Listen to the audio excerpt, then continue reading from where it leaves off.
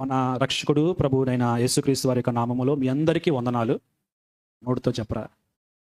చాలా సంతోషం. అంటే అర్ధరాత్రి అయింది కదా, ఆకలేస్తుందేమో, లేకపోతే మౌనవ్రతంలో ఉన్నారా? చాలా సంతోషం. మరి నేను ఈ రాత్రి మీతో పాటు ఈ హోల్ నైట్ ప్రేయర్లో ఉండడం నేను చాలా సంతోషిస్తున్నాను. ఎందుకంటే ఈ ఒక్క వారంలోనే నాది ఇది మూడవ ఆల్ నైట్, ఇది మూడవ whole night prayer. So Richard Wurmbrand అనేటువంటి ఒక దైవజనుడు సత్యం కోసం చిత్రహింసలు పెట్టబడ్డాడు. పెళ్ళైన కొద్ది రోజులకే తను ప్రభువు కొరకు సాక్ష్యం ఇవ్వడం వల్ల 14 సంవత్సరాలు జైలు అనుభవించవలసి వచ్చింది.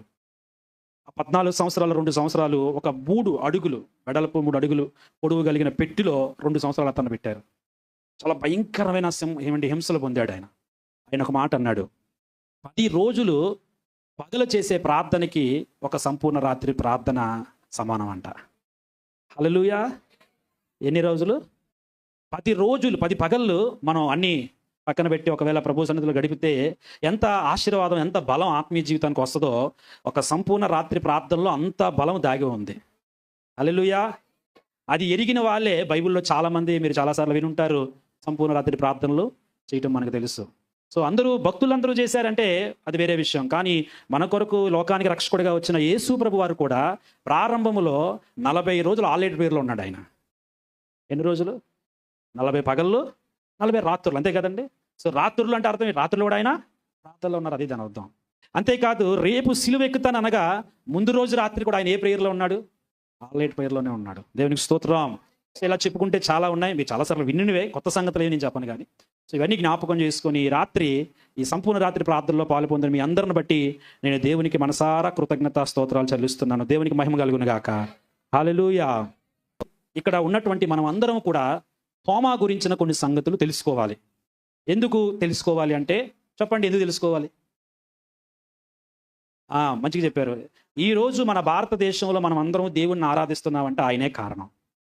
కాబట్టి ఆయన మన దేశానికి వచ్చారు, పరిచర్య చేశారు. కాబట్టి ఆయన గూర్చిన కొన్ని సంగతులు ఈ రాత్రి వాక్యంలో నుండి ప్రభువు నాకు ఇచ్చినటువంటి తలంపులు ఈ రాత్రి మీతో పంచుకుంటాను. ప్రతి మాటలో నుండి మనం నేర్చుకోవాల్సింది ఉంది. అర్థం చేసుకోండి. ప్రతి మాటలో నిజమించుగా నేను సమయాన్ని బట్టి ఒక 8 లేదా 7 మాటలు చెప్తాను. ప్రతి మాటలో నుండి కూడా మనం నేర్చుకోవాల్సిన కొన్ని సంగతులు ఉన్నాయి కనుక కొంచెం జాగ్రత్తగా, ఎందుకంటే ఇది రాత్రి అందరూ నిద్రపోయే సమయం కాబట్టి అలాగే ఎవరు నా కోసం ప్రార్థన చేయకండి. తర్వాత వాక్యం అయిపోయి ప్రార్థన చేద్దరు. సో ముందున్న వాళ్ళు ఎవరు ప్రార్థన చేసినా నాకు తెలిసిపోద్ది, నేను చెప్తాను ఆమెను. కానీ వెనకాతలు ఉన్నవారు మాత్రం మీరు విజ్ఞాపన ప్రార్థనలోకి వెళ్ళకండి. మంచిది. వాక్యంలో నుండి ఈరోజు మనం రాత్రి చెప్పండి ఎవరి గురించి నేర్చుకోబోతున్నాం? తోమా. ఎవరి తోమా? ఈ తోమా గురించి బైబిల్లో ఎక్కడ రాయబడింది, ఏమని రాయబడ్డాయో కొన్ని వచనాలు మీకు చూపిస్తాను. మొదటిగా ఈ తోమా గురించి బైబిల్లో మనకి ఎన్ని సువార్తలు ఉన్నాయి ఇలా చూపించాలి అందరూ కూడా. నాకు ఎక్కువ ఆలెట్ పేర్లకు వెళ్ళే అలవాటు ఉంది. సో వెళ్ళేటప్పుడు అందరితో ఏదో ఒకటి చేస్తూ ఉంటాను. అర్థమైందా? కనుక మీరు కళ్ళు తప్ప అన్నీ పనిచేస్తూ ఉండాలి మీకు. చెప్పండి ఎన్ని సువార్తలు ఉన్నాయి?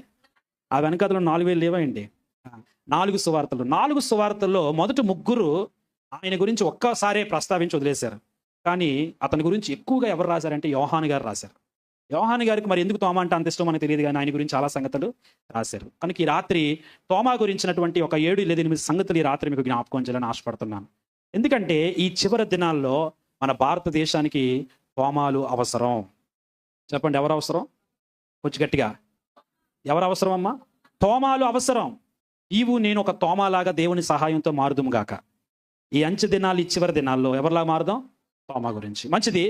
దేవుని వాక్యంలో నుండి రాత్రి మనము తోమా గురించి మొదటిగా లూకా సువార్తలో లూకా గారు రాసినటువంటి ఒక వచనాన్ని మీకు చదివి చూపిస్తాను. చదవండి ఎవరైనా. లూకా సువార్త 6వ అధ్యాయము 13, 14, 15 వచనాలు. లూకా సువార్త 6వ అధ్యాయము 13, 14, 15.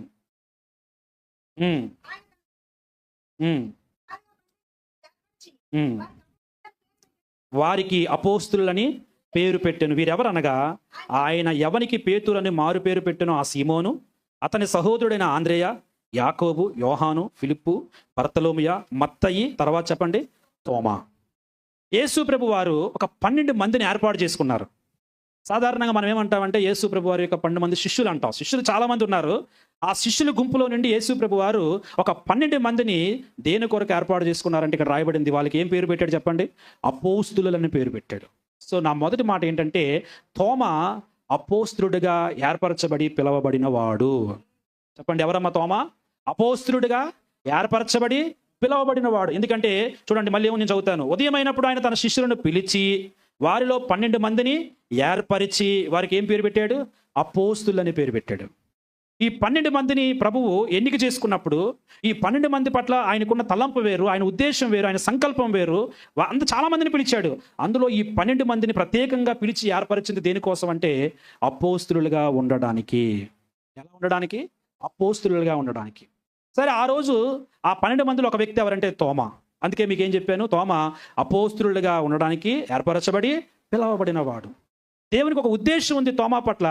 ఆ తోమాకి దేవుడు ఒక ఉద్దేశంతో పిలిచినట్లుగా మనం చూస్తున్నాము. దేని కొరకు తోమా పిలువబడ్డాడంటే అపోస్తులుగా ఉండడానికి పిలువబడినాడు. సరే, తోమా గురించి కాసేపు పక్కన పెడదాం. ఇప్పుడు మన దగ్గరికి వద్దాం. ఇంతకీ మనం ఎందుకు పిలువబడ్డాం? మనం కూడా ఏదో ఒక రోజు, ఇందాక సహోదరి సాక్ష్యం చెప్పింది, చిన్నప్పుడే నేను ప్రభువుని తెలుసుకున్నాను కానీ ఆయన దగ్గరికి వచ్చే అవకాశం దొరకలేదని, మొత్తానికి ఇప్పుడు ప్రభువుని నమ్ముకున్నానని చెప్పింది. సో ఇక్కడ కూర్చున్న మనం అందరం కూడా ప్రభువు దగ్గరికి వచ్చామంటే మనం ఇష్టపూర్వకంగా రాలేదు. దేవుడు మనల్ని పిలుచుకున్నాడు. చాలామంది ఉన్నారు ఈ గాయత్రి కాలనీ, రాజ్యంలో, మీరున్న ప్రాంతాల్లో మీకన్నా ఘనవంతులు, జ్ఞానవంతులు, ధనవంతులు ఉన్నారు. వాళ్ళెవరిని దేవుడు ఎవరిని పిలిచాడు? నిన్నే పిలిచాడు, మిమ్మల్నే పిలిచాడు. ఎందుకు? తోమాని అడుగుదాం, ఎందుకయ్యా పిలిచాడంటే నన్ను అపోస్తులుగా ఉంచడానికి ఆయన పిలుచుకున్నాడు. మరి మిమ్మల్ని ఎందుకు పిలిచాడు? నన్ను ఎందుకు పిలిచాడు? మనమందరము రక్షణ అనే పిలుపుతో పిలువబడ్డాం. మనందరికీ తెలుసు, మత్తయి సువార్త 11:28 ఉంది కదా, ప్రయాసపడి భారం మోస్తున్న సమస్త జనులారా నా యొద్దకి రండి. మనము రక్షణ కొరకు పిలువబడ్డాము. రక్షణ కొరకు పిలువబడిన మనము ఆయన రాకడ పిలుపు కొరకు ఎదురు చూస్తున్నాము. ఏ పిలుపు కోసం? రాకడ. ఇదిగో పెండ్లి కుమారుడు వచ్చేస్తున్నాడు. మరి ఈ మధ్యలో మన పని ఏంటి? ఈ మధ్యలో ఎందుకు మనం రక్షించబడ్డాం? ఎందుకు దేవుడు రక్షించాడు? మీరు చాలా ఇరుకుల్లో, ఇబ్బందుల్లో, లేకపోతే అనారోగ్యంతో, లేకపోతే అప్పులతో, విపరీతమైనటువంటి అవమానాలతో బ్రతుకుతున్న మిమ్మల్ని ఆయన తన ప్రేమ చూపించి ఎందుకు రక్షించాడు? మరి మీలాగే చాలామంది ఉన్నారు అప్పులతో. వాళ్ళెవరిని ప్రస్తుతానికి ఆయన పట్టించుకోలేదే. చాలామంది అనారోగ్యంతో ఉన్నారు, వారి విషయంలో ఆయన కలుగు చేసుకోలే. మీ విషయంలోనే ఎందుకు కలుగు చేసుకున్నాడు? అందుకే పౌలు ఈ మాట చెప్తూ ఏమంటాడంటే, చూడండి ఒకసారి చదువుదాం. ఎఫెసీ పత్రిక 4వ అధ్యాయంలో 13వ వచనంలో అంటాడు. ఎఫెసీ 4:13లో, పరిశుద్ధులు సంపూర్ణులగునట్లు క్రీస్తు శరీరము క్షేమాభివృద్ధి చెందుటకును పరిచర్య ధర్మము జరుగుటకును ఆయన కొందరిని అపోస్తులుగాను, కొందరిని ప్రవక్తలుగాను, కొందరిని సువార్తికులుగాను, కొందరిని కాపరులుగాను, ఉపదేశకులుగాను నియమించెను. స్తోత్రం చెప్పండి ఒకసారి. అమ్మా, ఇంతమంది ఇక్కడ కూర్చున్నది దేని కొరకు? అసలు మీకు జరిగే కూడికలు, మీకు జరిగే మీటింగులు, ప్రార్థనలు ఎన్నో. మన భారతదేశంలో లేదా మన ఆంధ్ర రాష్ట్రంలో ఆత్మపూర్ణులైన దైవజనులు ఎంతోమంది బలిపీఠం మీదకి వచ్చి మీకు దేవుని వాక్యంతో పరిచర్య చేశారు. గనులైన ఆత్మీయ సేవకుల ద్వారా మీరు వాక్యం విని నేర్చుకుంటున్నారు. మరి ఇన్ని ప్రసంగాలు, ఇన్ని వాక్యాలు, ఇవన్నీ దేని కొరకు? ఈ రాత్రి నిద్రంతా మానుకొని ఇట్లా ఎన్ని ఆల్లేట్లు చేసి ఉంటామో కదా మనం. దేని కొరకు అంటే ఇక్కడ దేవుని వాక్యం చెప్తుంది, ఇక్కడ పరిచర్య ధర్మము జరగాలి, సంఘము క్షేమాభివృద్ధి చెందాలి. చెప్పండి, పరిచర్య ధర్మము జరగాలి. దాని కొరకు ఇక్కడ కూర్చున్న మన అందరినీ దేవుడు 5 గుంపులుగా విడదీశాడు. ఎన్ని గుంపులు? చూపించండి ఒకసారి. ఎన్ని గుంపులమ్మా? 5 గుంపులు. ఏంటి 5 గుంపులు? చూడండి, ఒకటి అపోస్తులు, ఇంకొకటి ప్రవక్తలు, సువార్తికులు, కాపరులు, ఉపదేశకులు. 5-fold మినిస్ట్రీ అంటారు దీన్ని. ఇప్పుడు ఈ 5 పరిచర్యల్లో నీ పని ఏంటి? నువ్వు దేని కొరకు పిలువబడ్డావు? నువ్వు దేని కొరకు రక్షించబడ్డావు? ఎప్పుడైనా ఆలోచించావా? అసలు ఎప్పుడైనా ప్రార్థించావా? ఎప్పుడైనా దేవుణ్ణి అడిగావా? అందుకే పేతురు తన పత్రికలు ఏమంటాడంటే, 2 పేతురు 1వ అధ్యాయం 10వ వచనంలో, 2 పేతురు 1వ అధ్యాయం 10వ వచనంలో, అందువలన సహోదరులారా మీ పిలుపును, ఏర్పాటును నిశ్చయము చేసుకున్నట్టుకు మరి జాగ్రత్త పడండి.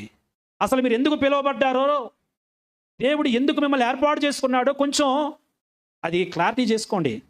ఇప్పుడు నేను దేనికి పిలువబడ్డాను? ఉదాహరణకి ఈ రాత్రి మీకు వాక్యం చెప్పాలి. చెప్పడానికి పిలువబడ్డాను నేను.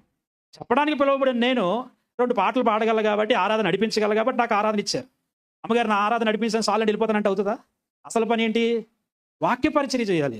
ఈరోజు సంఘములోకి చేర్చబడిన నీవు, క్రీస్తు రక్తం చేత కడగబడి ఆయన శరీరంలోకి ఒక అవయవముగా మార్చబడిన నీవు, ఎప్పుడైనా నీ పని ఏంటి, నీ పరిచర్య ఏంటి, నీ పిలుపు ఏంటి ఆలోచించావా? గ్రహించావా? అడిగావా? చాలాసార్లు మాది కూడా తప్పు ఉంటుంది. మేము కూడా మీకు బాప్తీసాలు ఇవ్వడానికి చూపించే అంత ఆసక్తి, మిమ్మల్ని బాప్తీసం వరకు నడిపించడానికి ప్రయాసపడి, ఆ ప్రయాసగా బాప్తీసం పొందిన తర్వాత మిమ్మల్ని పరిచర్యలోనికి దేవుడు ఏ ఉద్దేశంతో పిలిచాడు ఆ పిలుపు దగ్గరికి నడిపించడానికి బహుశా మేము కూడా ప్రయాసపడట్లేదేమో అనిపిస్తుంది నాకు. అది నా లోపంగా నేను భావిస్తున్నాను. అమ్మగారి గురించి అనే అంత పెద్ద వ్యక్తిని కాదు, నా గురించి నేను చెప్తున్నాను. ఒక బిడ్డని కన్నాం, ఓకే, కనేస్తే అయిపోయిందమ్మా. చెప్పాలి, ఏం చేయాలి? ఆ బిడ్డని పెంచి పెద్ద చేసి ఏం చేయాలనుకుంటావు? వీడిని ఖచ్చితంగా ఒక డాక్టర్ని చేయాలి, లేకపోతే లాయర్ని చేయాలి అంటావా, లేకపోతే రౌడీని చేయాలనుకుంటావా? చెప్పండి. కనినటువంటి ఆ బిడ్డ పట్ల నీకు ఒక ప్రణాళిక ఉన్నట్లే, నీకు ఒక ఉద్దేశం ఉన్నట్లే అవేర్నెస్లో కష్టపడతావు. నువ్వు రిక్షా తొక్కున్న వ్యక్తివైనా నీ కొడుకు జిఎంఆర్ ఐటీలో చదివించాలని ఎన్నో పాటలు పడతావు. ఎందుకంటే నీకు ఒక ఉద్దేశం ఉంది, వాడు ఒక గొప్ప స్థితిలో ఉండాలి, ఈ పని చేయాలి, ఈ విధంగా ఉండాలని. ఈరోజు దేవుడు కూడా నిన్ను ఆ కమ్యూనిటీలో నుండి, ఆ ఊర్లో నుండి, లేకపోతే ఆ వృత్తిలో నుండి నిన్నే ఎందుకు పిలిచాడు ఆయన? దేవుని పాదాల దగ్గర కూర్చొని ఎప్పుడైనా అడిగావా, దేవా నన్నెందుకు రక్షించావు? నా పని ఏంటి? నా పిలుపు ఏంటి? మీ పిలుపు ఏంటో మీకు తెలియకపోతే అన్ని పనుల్లో చేయడతారు. ఏ పని ఇవ్వకపోయినా ఫీల్ అవుతారు. ఇచ్చిన పని శుభ్రంగా చేయలేరు. అర్థమవుతుందా మీకు? మీది కాని పని కోసం మీరు ఆయాసపడతారు.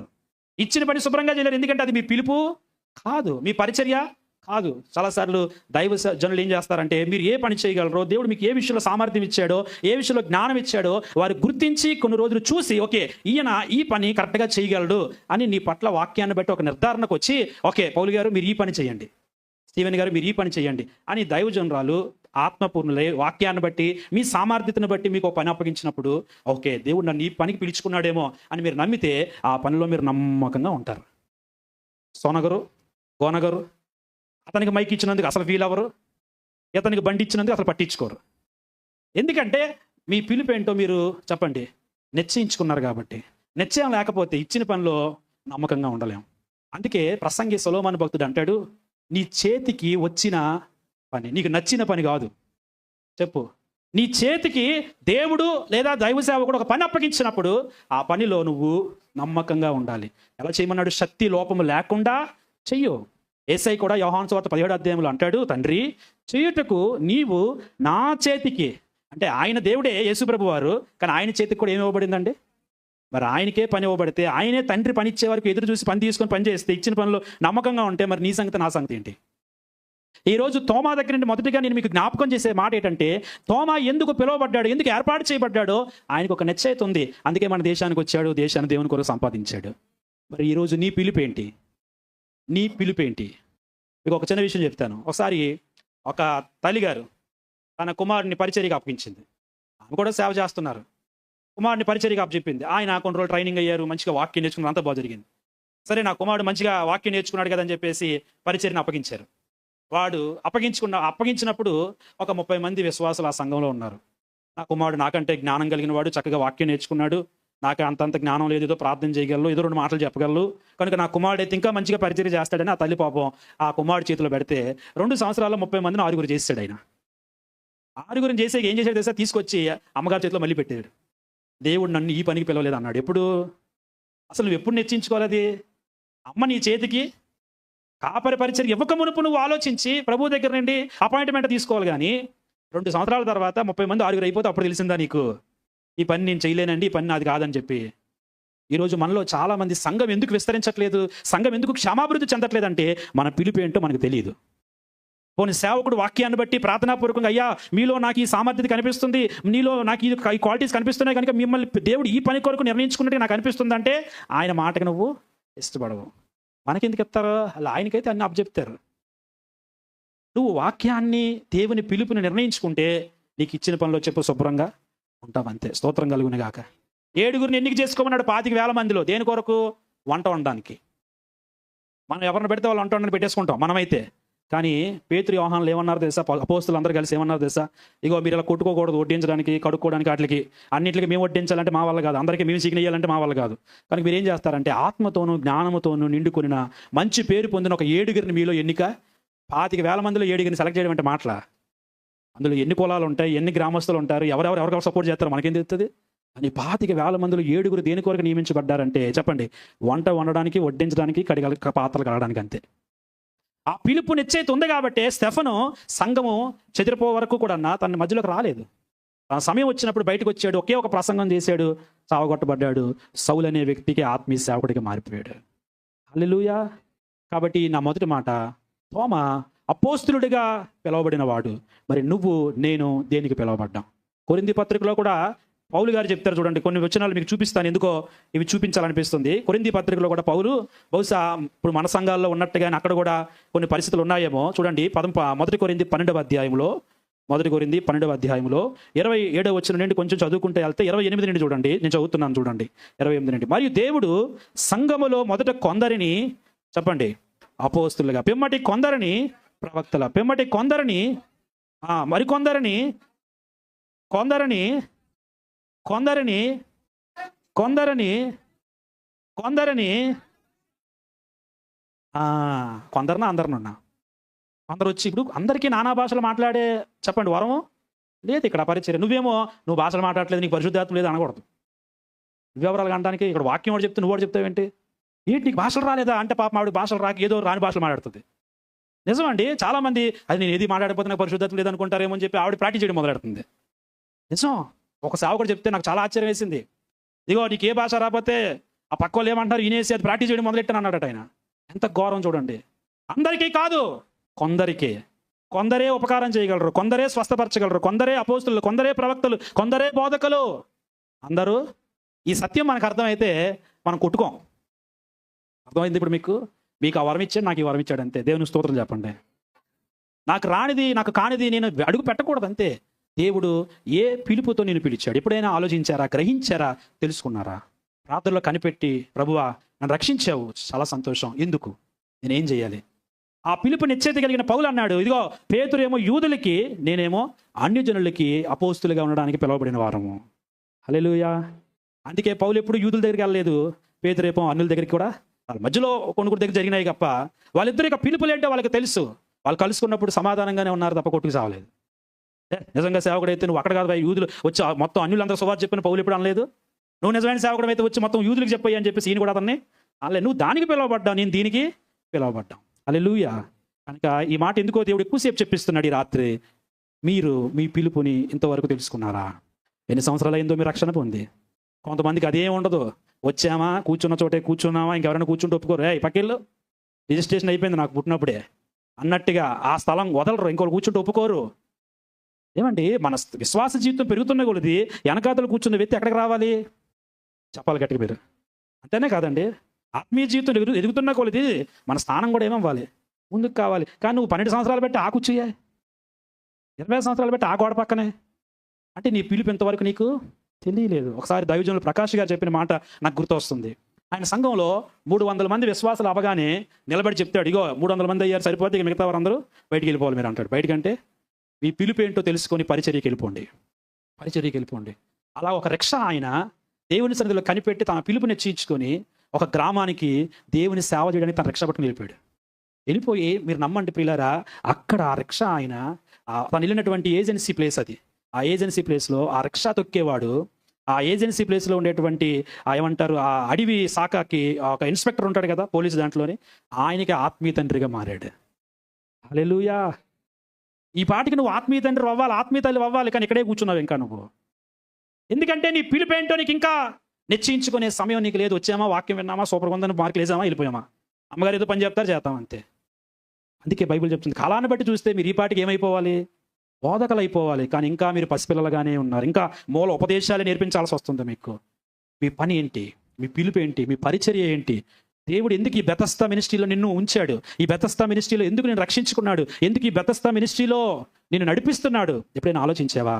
కనుక తోమా దగ్గర నుండి మొదటి మాట, నీ పిలుపు ఏంటి రాత్రి మీరు నిశ్చయించుకోండి. దేవుని సన్నిధిలో గడపండి, అడగండి, లేదా దైవజనులతో కలిసి ప్రార్థన చేయించుకొని, అమ్మా దేవుడు నన్ను ఎందుకు పిలిచాడని మీరు అనుకుంటున్నారు అడిగి తెలుసుకోండి, లేదా దేవుడిని అడిగి తెలుసుకొని మీ పిలుపుని బట్టి మీరు పరిచర్య చేయండి. హల్లెలూయా. రెండో మాట చూద్దాం. తోమా దగ్గర నుండి మీకు మరొక విషయం చూపిస్తాను రండి. యోహాను సువార్త 14వ అధ్యాయం 5-6 వచనాలు. యోహాను సువార్త 14వ అధ్యాయం 5-6 వచనాలు. ప్రభువా తెలీదే, ఆ మార్గం ఎలాగూ తెలియనని ఆయనను అడుగగా యేసు, నేనే మార్గమును సత్యమును జీవమును, నా ద్వారానే తప్ప ఎవడును తండ్రి వద్దకు రాడు. రెండవ మాట, యేసు ప్రభువారు ఇక వెళ్ళిపోబోతున్నారు. వెళ్ళే ముందు వారి దగ్గర కూర్చొని మాట్లాడుతూ ఉంటే అందరూ వింటున్నారు. మధ్యలో తోమా లేసి ఒక మాట అడుగుతున్నాడు, ప్రభువా ఆ మార్గం మాకు తెలియదు. తోమా దగ్గర నుండి రెండో విషయం ఏంటంటే, తెలియని విషయాలను ధైర్యముగా అడిగి తెలుసుకునే వ్యక్తి. చెప్పండి, ఏ విషయాలని? గట్టిగా చెప్పాలి అందరూ. తెలియని విషయాలను చెప్పండి ధైర్యముగా అడిగి తెలుసుకునే వ్యక్తిగానే, అనుమానంతో మాత్రం బతకడం. సాధారణంగా థామస్ని ఇంగ్లీష్ డౌట్ థామస్ అంటారు. ఎవరైనా అనుమానించడం, నీకు తోమా ఆత్మ పెట్టిందని అంటారు. కానీ నాకు ఎందుకో తోమా దగ్గర అలా అనిపించలేదు. తోమా అడిగిన ఒక ప్రశ్న ఈరోజు ప్రపంచానికి క్రైస్తవ్యం మార్గం, మతం కాదు అనే విషయం తెలిసింది. ఒకవేళ తోమా కనుక ఆ ప్రశ్న అడగకపోతే ఆ రోజు, ఈరోజు ప్రపంచంలో ఏ చర్చ మీద నీ వాక్యం ఉంటుంది? ఏంటో వాక్యం? నేనే మార్గం, సత్యం, జీవం. ఆయన అడిగేటువంటి ప్రశ్నలు మంచి ప్రశ్నలు, అవసరమైన ప్రశ్నలు, ఆత్మీయ జీవితానికి, సంఘానికి, సమాజానికి ఉపయోగపడే ప్రశ్నలు. కొందరు అడుగుతారు, కయ్యూనికి భార్య ఎలా వచ్చింది? ఆయనకి ఎలా భార్య వస్తే మనకి ఎందుకండి ఇప్పుడు? దానివల్ల సంఘానికి మనకి ఏమైనా చెప్పండి, మేలు ఏమైనా ఉందా? చెప్పాలి. దేవుని కుమారులు ఎవరు, నరుల కుమార్తెలు ఎవరు? వాక్యం ధ్యానిస్తే నీకే అర్థమైపోద్ది. అది ఒక ప్రశ్న చెప్పండి. అంటే వీళ్ళు వేసే ప్రశ్నలు తెలుసుకోవాలనే ఉద్దేశంతో కాదు. వీళ్ళు ఎక్కడో వింటారు. ఈ మధ్య యూట్యూబ్లు ఎక్కడ పెడతాడు విన్న అలవాటు అయిపోయింది కదా, మనకి ఫ్రీడమ్ ఎక్కువ ఉంది. సో ఎక్కడో వింటారు, ఏదో తెలుసుకున్నట్టుగా గొప్పగా ఫీల్ అయిపోయి, ఈ విషయం అమ్మగారికి తెలుసో తెలీదో, అమ్మగారు కయ్యూనికి భార్య ఎలా వచ్చింది అంటే, ఇప్పుడు నీకు తెలిసి అడుగుతున్నావా, నాకు తెలిసా లేదని అడుగుతున్నావా నువ్వు? చాలామంది ప్రశ్నలు చెప్పండి తెలుసుకోవాలని అడగరు, మాకు తెలుసా లేదని అడుగుతారు. ఇతను ఏం చెప్తాడు? ఆనాడు యేసు ప్రభువును కూడా పరిసయ్యులు, సద్దుకులు అలాగే ప్రశ్నలు వేసేవారు. ఇతను ఏం చెప్తాడు అడుగుదాం పదండి. ఇతను చెప్పేదాన్ని బట్టి ఇతన్ని మనము తప్పు పట్టుకుందాం అని చెప్పి క్వశ్చన్లు అడిగేవారు. కానీ తోమ అలాంటి క్వశ్చన్లు అడగలేదు. ఒకసారి మా మామయ్య గారి దగ్గరికి, అంటే బర్నబాస్ గారి దగ్గరికి ఒక యవనస్తుడు, అతని దగ్గరే పుట్టి పెరిగి పెద్దోడయ్యి పని చేసుకుంటూ కొంచెం వాక్యం నేర్చుకుంటా ఉన్నాడు. ఎక్కడో విన్నాడు, మొత్తానికి వచ్చి ఇతన్ని క్వశ్చన్ అడిగాడు మా మామయ్య గారిని. అప్పుడు నేను పక్కనే ఉన్నాను. ఇతను ఏం చెప్తారా అని చెప్పేసి అలా చూస్తున్నాను. నేను యవనస్తులం కదా, మేము మాకు కొద్దిగా ఉపలాటం ఎక్కువ ఉంటుంది. ఆయన చాలా అనుభవజ్ఞుడు ఆయన. సో ఆయన అన్నాడు, నిజంగా నీకు ఆన్సర్ తెలియక నన్ను అడిగితే నేను చెప్తాను, అది నీకు ఆశీర్వాదం. కానీ నాకు తెలుసో లేదని అడిగావు అనుకో, అది నీకు క్షేమం కాదు. ఆయన అడిగిన క్వశ్చన్లోనే అర్థమైపోయింది దీనికి, వీడు నిజంగా తెలుసుకోవాలని అడగట్లేదు, నాకు తెలుసా లేదని టెస్ట్ చేయడానికి ఏదో ఒక విషయం తెలుసుకుంటారు. ఇక పాస్టర్ గారికి ఏమీ తెలియదు, అమ్మగారికి ఏమీ తెలియదు, ఆవిడ చెప్పేదంతా అబద్ధం, ఆవిడ చెప్పేదంతా ఏదో ఒక విషయం తెలుసుకుంటే సరిపోయిందా నీ జ్ఞానం? ఆలోచించండి. ఇక్కడ తోమా వేసిన ప్రశ్న ఈరోజు ప్రపంచానికి ఉన్న అనుమానం అంతా తీర్చేసింది. గట్టిగా స్తోత్రం చెప్పండి. ఈ రోజుకి కూడా మనము తిరుగు లేకుండా ధైర్యంగా చెప్పొచ్చు, క్రిస్టియానిటీ అనేది మతం కాదు, చెప్పండి మార్గం అని. ఎలా తెలిసింది మనకి? తోమా వేసిన ప్రశ్న వల్ల. ఒకవేళ ఆ రోజు ఆయనే భయపడిపోయి, వద్దులే అమ్మ, నాకెందుకులే అమ్మ అని మౌనంగా అందరిలాగా నోరు నొక్కేసుకుని ఉండిపోయి ఉంటే ఈరోజు ఈ ప్రపంచానికి ఈ విషయం తెలియదు. ఎన్నో ఆత్మీయ విషయాలు అడిగి తెలుసుకోవాలి. తెలుసుకున్న దగ్గర ఉండిపోకూడదు, ఎదగాలి, ప్రత్యక్షతలు తెలుసుకోవాలి, వాక్య మర్మాలు ఎరగాలి, వాక్యము లోతుల్లోనికి మనం వెళ్ళాలి. హల్లెలూయా. సాధారణంగా ఆదివారం ఆ పని జరగదు. ఆదివారం ఆరాధనలో మీరు ఎక్కువగా వాక్యం నేర్చుకోలేరు, ఎందుకంటే అక్కడ ప్రసంగం చేస్తాం మేము. రకరకాల మనుషులు వస్తారు, కొంతమంది అన్యులు వస్తారు, కొంతమంది బాధలతో వస్తారు, అందరికి సరిపోయే మాట ఇవ్వాలి. కానీ మీరు ఖచ్చితంగా వాక్యం నేర్చుకోవాలంటే బైబిల్ స్టడీకి రావాలి. చెప్పండి, దేనికి రావాలి? సంఘంలో బైబిల్ స్టడీ జరగాలి, ఖచ్చితంగా ఆ బైబిల్ స్టడీకి మీరు రావాలి. వచ్చేటప్పుడే మీరు వాక్యాన్ని నేర్చుకోగలుగుతారు. ఆదివారం ప్రసంగం మీ ఆత్మీయ జీవితాన్ని బలపరచడానికి, పురికొల్పడానికే. కానీ మీరు దేవుని గురించిన జ్ఞానంలోకి వచ్చేది ఎప్పుడంటే బైబిల్ ముందేసుకొని కూర్చున్నప్పుడు, బైబిల్ చదువుతున్నప్పుడు ప్రశ్నలు మనకి రావాలి. ఆత్మీయమైన విషయాలు అవి సమాజానికి ఉపయోగకరంగా ఉండాలి, సంఘానికి ఉపయోగకరంగా ఉండాలి, రాబోయే తరానికి ఉపయోగకరంగా ఉండాలి. హల్లెలూయా. అంతేగాని అనుమానంగా బతకూడదు. ఎప్పుడైనా గుర్తుపెట్టుకోండి. ఇప్పుడు ఇందాక అమ్మగారు క్లారిటీగా ఒక మాట చెప్పేశారు, సహోదరికి తెలియదు, ఆవిడికి వెంటనే చెప్పారు, ఏమన్నారు? ఇగో మనం ఫోటోలు పెట్టుకోకూడదు, ఫోటోలకు ముద్ద అంతకన్నా పెట్టకూడదు, లైట్ వేసినప్పుడు కూడా ముద్దు పెట్టకూడదు, అమ్మా కింద ఫోటో పడిపోయినా కూడా ముద్దు పెట్టకూడదు. మనది ఆ భక్తి కాదు, మనం ఆ భక్తి వదిలేసి వచ్చాం. ఎప్పుడు తెలుస్తుంది అంటే నువ్వు వాక్య జ్ఞానంలో ఎదిగినప్పుడు. హల్లెలూయా. ఎంత చెప్పినా మీలో కొంతమంది ఉంటారు, ఖచ్చితంగా ఉంటారు మీలో కొంతమంది. పర్సలో యేసుప్రభు ఫోటో పెడతారు, బండి మీద యేసుప్రభు ఫోటో పెడతారు, ఇంట్లో మరియం ఫోటో పెడతారు. అప్పుడప్పుడు వీలైతే ఏదో మన వైజాగ్ కానీ మరి కొండకెళ్ళి గుండి గీయించుకుంటారు, గుణతల కొండకెళ్ళి గుండి గీయించుకుంటారు. ఏమ్మా ఎక్కడ గుండి గీయించంటే, అమ్మ విజయవాడ గుణతల కొండకి వెళ్ళానమ్మా, అక్కడ ఏంటి స్పెషల్ మనకి? నువ్వు వాక్య జ్ఞానంలో వెళ్ళలేకపోవడం వల్ల ఏమవుతుందంటే అనుమానంతోనే నీ భక్తి అంతా జరుగుతుంది. అనుమానంతోనే అసలు నీ దేవుడు ఏంటి, ఆయన మనసు ఏంటి, ఆయన ప్రేమ ఏంటి, ఆయన ఈ వచనం ఎందుకు చెప్పాడు, ఆ వచనం ఎందుకు చెప్పాడు, దానికి తగినటువంటి క్లారిటీ లేకపోవడం వల్ల నీ భక్తి అంతా వణుకుతోనే చేస్తున్నావు, మూఢనమ్మకంతో చేస్తున్నావు. ఇలా చేయకపోతే ఏమవుతుందో, అలా చేస్తే ఏమవుతుందో. కానీ తోమ ధైర్యం చేసి నోరు తెరిచి ఒక మాట అడగ్గా ప్రపంచానికి ఉన్న అనుమానం అంతా తీరిపోయింది. హల్లెలూయా. ఒకవేళ తోమ అడగకపోతే ఈరోజు యేసు క్రిస్టియానిటీ కూడా ఒక మతం అని ముద్రపడిపోను. మనం ఈ మాటను బట్టి అంటాం ఏమని? క్రిస్టియానిటీ అనేది మతం కాదు, ఇది మార్గం. ఎందుకంటే యేసయ్య చెప్పాడు, నేనే మార్గం, సత్యం, జీవం. కనుక మీకు నాకు తెలియని విషయాలని, ఆత్మీయమైన విషయాలని చెప్పండి ఏం చేయాలి? అడిగి తెలుసుకోవాలి. ఇక్కడ ఇంకొక మాట చెప్తాను మీకు. అడిగి తెలుసుకోవాలని చెప్పి ఎవరిని అడగాలి? ఎవరిని అడగాలి? నీకంటూ దేవుడు ఒక కాపర్ని ఇచ్చాడు, ఆ కాపర్ని అడిగి తెలుసుకోవాలి కదా. ఎవరో యూట్యూబ్లో ఒకటి చెప్పింది అమ్మేతావు నువ్వు. వినొద్దని నేను చెప్పట్లేదు, ఏదైనా వినండి, కానీ అది నిజమో కాదో నీ ఆత్మీయ సేవకుని దగ్గరికి వచ్చి నిర్ధారించుకోండి. నువ్వు ఒక్కడే వినేసి ముద్రేసేసుకోకు. ఇప్పుడు చాలాసార్లు మనం బైబిల్లో చూస్తే శిష్యులందరూ కూడా ప్రభువా వాళ్ళు అలాగా అంటున్నారు, వీళ్ళు ఎలాగా అంటున్నారు, వీళ్ళు ఎలాగా అంటున్నారు, మరి ఏంటి మన సంగతి ఏంటి అని వీళ్ళు వచ్చి యేసయ్యని అడిగి యేసయ్య చెప్పిన దాన్నే ఫాలో అయ్యేవారు. కానీ మనం ఏం చేస్తున్నామంటే ఎక్కడ చెప్పింది పక్కన పెట్టేస్తున్నాం, ఇంకెక్కడ చెప్పిన మాటలో తీసుకొని అదిగోరా అతను చెప్తున్నాడు రా దశంభాగం ఇవ్వక్కర్లేదని, అదిగోరా ఆదివారం చర్చికి వెళ్ళక్కర్లేదని, ఇంట్లో కూర్చొని ఆన్లైన్లో విన్నా పర్లేదట్రా, ఓ నాయన అతను ఎప్పుడు నిన్ను ఉన్నాడు చర్చిలోని, ఎంత సీనియర్, అతను చెప్పినప్పుడు లేదు ఈవిడికేటి తెలుసురా. అది కరెక్ట్ కాదు. అడిగి నీ ఆత్మీయ సేవకుడిని అడిగి వాక్యం దగ్గరికి వచ్చి అలా ఉందో లేదో పరీక్షించుకొని ముందుకు వెళ్ళాలి. ఆమె చెప్పండి. ఒకసారి మా సంఘంలో వైజాగ్లో మాకు మా అంకుల్ ఉన్నారు అక్కడ, ఆ సంఘంలో ఒక యవనస్తుడి దగ్గర ఒక కుర్రాడు వచ్చాడు. మీరు ప్రభురాత్రి భోజనం ఎప్పుడు తీసుకుంటారు అని అన్నాడు. మేము ప్రతి నెల మొదటి ఆదివారం తీసుకుంటాం, 3వ ఆదివారం తీసుకుంటాం అన్నాడు. అబ్బాయి అలా తీసుకోకూడదు, జనవరి 14వ తారీఖున సంవత్సరానికి ఒకసారి తీసుకోవాలన్నాడు. అనగానే వాడు యవనస్తుడు, అప్పుడప్పుడు ఇంక కొంచెం ఎదుగుతున్నాడు, ఏదైనా నాకు అడిగి ఫోన్ చేస్తూ ఉంటాడు.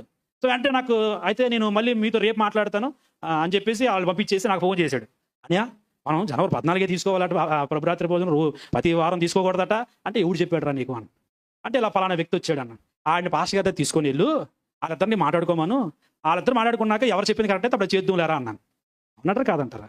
అలా ఎవరైనా మీ దగ్గరికి వస్తే ఇక్కడ తీసుకురండి, అంతేగాని మీరేదో వాదించేసి ఆ వాదనలో మీరు పడిపోయి అతను ఇలాగే ఒప్పించేస్తారు మిమ్మల్ని. పని అది భ్రమపరిచే ఆత్మ వాళ్ళ దగ్గర పనిచేస్తుంది. వాళ్ళు చెప్పేవన్నీ వింటున్నప్పుడు కరెక్ట్ అనిపిస్తుంది మీకు, ఎందుకంటే వాళ్ళేమి ఇందులోనే చూపిస్తారు కాబట్టి. అలా ఉందా లేదా, అది కరెక్టా కాదా అనేది దేవుడు నీకు ఒక ఆత్మీయ కాపరిని సేవకుని ఇచ్చాడు. ఆ సేవకుని దగ్గరికి వచ్చి వాక్యాన్ని బట్టి నిర్ధారించుకొని అడుగులు వేయాలి. స్తోత్రం చెప్పండి. అప్పుడు ఇదే మాట చెప్పాను, అంకుల్ దగ్గర తీసుకెళ్ళు, అంకుల్తో మాట్లాడమించి మా పాస్టర్ గారు పిలుస్తానండి, మీ ఇద్దరు మాట్లాడుకోండి, అప్పుడు అంతా ఓకే అయితే మా చర్చిలో కూడా 14కి ఇచ్చేస్తామని చెప్పాను అన్నాను. ఆ తర్వాత మళ్ళీ ఆడొచ్చాడంట. ఏమైంది బాబు అన్నాను. అదేనండి మా పాస్టర్ గారు చెప్పాను, ఒకరోజు వస్తామన్నారు. నీతోనే నేను మాట్లాడతాను, ఊళ్ళతో మాట్లాడేటట్టు మళ్ళీ మా దగ్గరికి రాడు, మాతో మాట్లాడరు, మీ దగ్గరికే వస్తారు. జాగ్రత్త. విశ్వాస జీవితాన్ని పాడు చేసుకోవద్దు, వాక్య సిద్ధాంతాల్లో నుండి పడిపోవద్దు. దేవుడు ఏదైతే మీ సేవకురాల ద్వారా మీకు వాక్య పునాది నేర్పించారో ఆ పునాదిలో నిలిచి ఉండండి. ఆమె చెప్పండి. రాకే 3వ మాటకి వెళ్ళిపోతాం. మొదటిది అపోస్తులుడిగా ఏర్పరచబడి పిలువబడిన తోమ, రెండవదిగా తెలియని విషయాలను అడిగి తెలుసుకునే తోమ. ఓకే, 3వది చూద్దాం. యోహాను సువార్త 20వ అధ్యాయం. యోహాను సువార్త 20వ అధ్యాయం 24, 25 వచనాలు చదువుతారా? ఉమ్, ఉమ్, ఉమ్, ఉమ్, ఉమ్,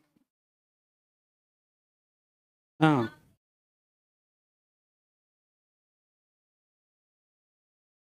ఓకే, అందరు నా వైపు చూడండి. ఇప్పుడు ఎలా చెప్పండి? నమ్మనే నమ్మను. నేను తలుపుతే మీరు రూపాలి కదా, మరి రూపండా. నమ్మనే నమ్మను. ఏటో మరి పెద్దమ్మ నా మీద ఎంత కోపం, ఎన్నిసార్లు చెప్పినా తలవపడం లేదు, ఇలాగే అంటుంది కానీ ఇలా మాత్రం అంటం లేదు. చెప్పండి, నమ్మనే నమ్మను. అంటే కొంచెం ఇది మిడ్ నైట్ కదా, మన శరీరం ఆత్మసిద్ధమే కానీ కొంచెం బలహీనం ఉంటుంది. ఎందుకంటే పగలంతా మీరు పనులు చేసి వచ్చారు, నిద్ర వస్తుంది, అది వచ్చే పాపం అనుకోకండి. కాకపోతే అది రానివ్వకుండా కొంచెం మన శరీరాన్ని ఏం చేయాలి, మనం ఎలక్ట్ చేసుకోవాలి అంతే. ఇదేంటి మాయదాన్ని నాకే వచ్చేస్తుంది ఇంత పాపం అనుకోకండి, వస్తుంది. ఎందుకంటే ప్రతిరోజు ఈ టైంకి ఏం చేస్తాం, మనం కూరకలు తీస్తాం. అలాంటిది ఈరోజు కూర్చున్నామంటే అది ఒప్పుకుంటుంది చెప్పండి. కాబట్టి నిద్ర రావడం తప్పు కాదు, నువ్వు నిద్రపోవడం తప్పు అంతే. అర్థమవుతుందా? మీకు వచ్చిన నిద్ర వచ్చింది అనుకోండి, మా పాస్టర్ మాట అంటారు, నిద్రపోండి ఇక నిలబడి నిద్రపోండి అంటారు ఆయన.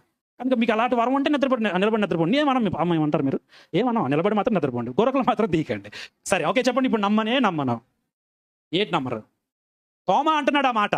ఏమంటున్నాడంటే, యేసయ్య తిరిగి లేచిన తర్వాత శిష్యులకి తాను ప్రత్యక్షపరుచుకున్నాడు, కాసేపు మాట్లాడాడు. ఆ టైంలో తోమా అక్కడ లేడు. సరే, ప్రభు వెళ్ళిపోయిన తర్వాత తోమా వచ్చాడు. వీళ్ళందరూ చాలా సంతోషంగా చాలా ధైర్యంగా ఉన్నారు. అంతవరకు బిక్కు రూమ్లో అలా బందీగా ఉండేవాళ్ళు సడన్గా వాళ్ళ ముఖాల్లో ఏదో తెలియని సంతోషం, ఏదో గొసగొసలు ఆడుకుంటే ఏట్రా అలా మాట్లాడుకుంటున్నారు, నేను లేనప్పుడు ఏం జరిగింది ఏట్రా అని అడిగాడు. అడిగితే వీళ్ళందరూ వెంటనే అన్నారు, బాబు నువ్వు మిస్ అయిపోయారా, ప్రభు వచ్చాడరా, మేము చూసామరా, మాతో మాట్లాడాడు అదేనంటే. అప్పుడు అంటున్నాడు, అంత సీన్ లేదు, నేను అంత ఈజీ ఏది నమ్మే ప్రసక్తే లేదు. అది కాదు, నిజంగా వచ్చాడు. నేను నమ్మాలంటే చెప్పండి, ఖచ్చితంగా నా వేలు అతని గాయాల్లో పెడితేనే నమ్ముతాను తప్ప లేకపోతే నమ్మనే. ఎవరి తోమా? అప్పటికి 3.5 సంవత్సరాలు యేసయ్యతో పాటు చెప్పండి నడిచినవాడు, యేసయ్య చేసిన అద్భుతాలన్నీ చూసినవాడు, యేసయ్య చనిపోయిన వారు లేపితే దగ్గరుండి సాక్ష్యం ఇవ్వగలిగిన వాడు. కానీ ఏమన్నాడు? ఇప్పుడు నేను నమ్మనంటే నమ్మను. ఇక్కడ నేనేం రాసుకున్నానంటే, ఒకప్పుడు గొప్ప విశ్వాసే, కానీ ఇప్పుడు విశ్వాసంలో బలహీనుడు అయిపోయాడు. విశ్వాసం ఎక్కడికి వచ్చేసాడు తెలుసా? అవిశ్వాసానికి వచ్చాడు. అందుకే తర్వాత ఏమంటాడు? అవిశ్వాసి కాక విశ్వాసివై ఉండి అంటాడు. అంటే తోమా విశ్వాసే, కానీ ఎలా మారిపోయాడు చెప్పండి? కొంచెం గట్టిగా చెప్పాలి. ఎలా మారాడమ్మా? ఎవరా మారిన వ్యక్తి? తోమ. ఎవరితో నడిచాడు? కొన్ని ప్రశ్నలు అడుగుతాను, టకటకని చెప్పండి. తోమా పాస్టర్ గారు ఎవరు? నేను కాదు, అమ్మగారు కాదు, పాస్టర్ జీసస్. ఎవరు పాస్టర్ గారు అయినా? తోమా పాస్టర్ గారు. తోమా పాస్టర్ గారు ఎవరు? మీ చర్చి పేరేంటి? క్రైస్ట్ చర్చ్, ఏసై సంఘం మాది. ఎంతమంది విశ్వాసులు మీరు? ఉండేవాళ్ళం ఒక 7,000 మంది ఒకే రోజు. ఒక ప్రసంగానికి వెళ్ళిపోయారు వెనక్కి. అది ఎవరైనా ముందుకు రావాలి, కానీ ఏసై ప్రసంగాలు అలాగ ఉండేవి. ఏమండి, సోపు రాసే ప్రసంగాలు ఎప్పుడు ఆయన చేసే వ్యక్తి కాదు.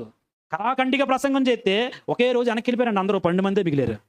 12 మంది ఉంటే ఉంచుకోవచ్చు కదా బాబు, మీరేనా ఉండరు, దండం పెడతాను అనలేదు. ఏమన్నారు తెలుసా? బాబు మీరు వెళ్ళిపోవాలనుకుంటే వెళ్ళిపోవచ్చు. అర్థమవుతుందా మీకు నా మాట? ఏసైకి మనం ఉండి ఓడబెట్టేదైతే ఏమీ లేదు. ఉంటే మనకే మేలు, మనకే ఆశీర్వాదం. హల్లెలూయా.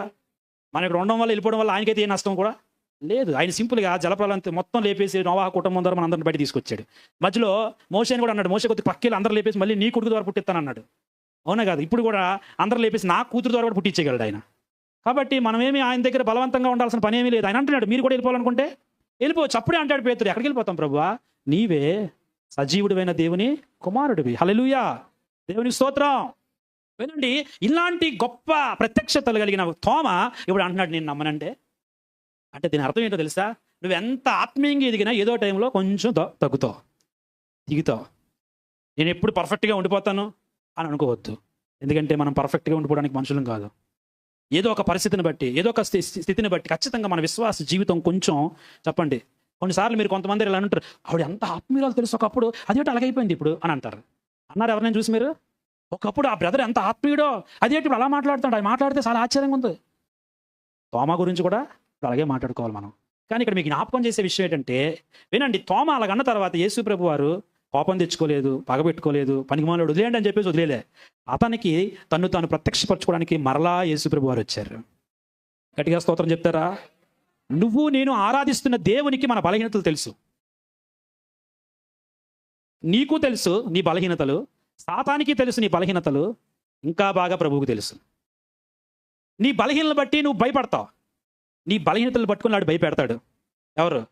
సాతానుగాడు. ప్రభు అంటున్నాడు, నీ బలహీనతలు కాదు, నా వైపు చూడు, నా కృప నీకు చాలు అంటాడు. స్తోత్రం చెప్పండి.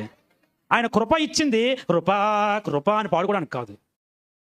చాలామంది ఉదయం లేచింది వల్ల రాత్రి వరకు కృప కృప కృప కృప అంటారు, కానీ ఆ కృప ఏంటో, ఆ కృపను ఆధారం చేసుకుని మన భక్తిలో ఎలాగ మనం ఎదగాలో చాలామందికి తెలియడం లేదు. ఒకవేళ నువ్వు పడ్డావా, బలహీనుడు అయ్యావా, సరే నా కృప నీకు చాలు, మళ్ళీ లేచి నిలబడి అంటాడు ఆయన. స్తోత్రం చెప్పండి. నీతిమంతుడు ఎన్నిసార్లు? 7 మార్లు పడిపోయిన ఏం చేస్తాడు? లెగుతాడు. పాపాత్రుడు మొదటిసారి మరింత ఎక్కడే బాగుందని సెట్ అయిపోతాడు. అర్థమవుతుందండి? చాలాసార్లు మనం చెప్పుకుంటాం, ఎప్పుడైనా పడిపోయాం అనుకోండి, ఎంతసేపులో లెగుతాం తిరిగి? చెప్పండి రా, మీరు రోడ్డు మీద వెళ్ళారు, కాలు జారింది చూసుకోలేదు, దబ్బని పడిపోయారు, ఎంతసేపులో లెగిస్తారు? గంట, అరగంట? నేను చెప్పనా, ఎవరు చూడకముందు లేచిపోతారు. అవునంటారు కాదంటారా?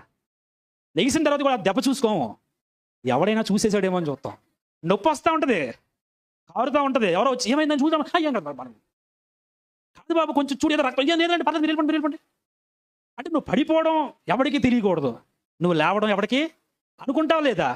ఇంకా చెప్పనంటే నీ దెబ్బ కూడా ఎవరికి తెలియకూడదు అనుకుంటావు నువ్వు. Yes sir no? అవునా కాదా? మరి ఈ విషయంలో ఎంత యామరపాటుగా ఉన్నాం మనం ఆత్మీయ జీవితంలో ఎందుకు అలా ఉండలేకపోతున్నాం? ఎందుకు అలా ఉండలేకపోతున్నాం? చాలాసార్లు మనం బలహీనం అవుతాం. మన శరీరం వెనక లాగుతూ ఉంటుంది. పౌలు అన్నాడు, అదేంటో నేను ఏది మేలో నాకు తెలుసు, కానీ నేను చేయలేకపోతున్నాను.